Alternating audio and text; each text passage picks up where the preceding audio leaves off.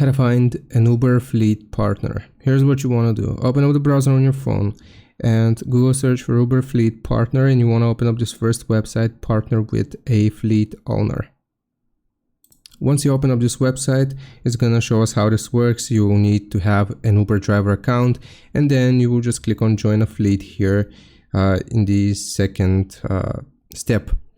Now it's going to ask you for your location, so you can allow it, and it's going to show us drive for a fleet here at the top. You just want to click on drive for a fleet, and then you will choose the fleet which you want to apply for. So first you will need to apply for this fleet, and if you get accepted, then you can essentially partner with that fleet. So let's just do this one, and here you will click on apply. After you click on apply, you will just fill out this information, click on next, and this is going to submit your information. If you get approved, then you will have essentially made a fleet partner. So I hope this helps. Leave a like and sub, and I'll see you next time.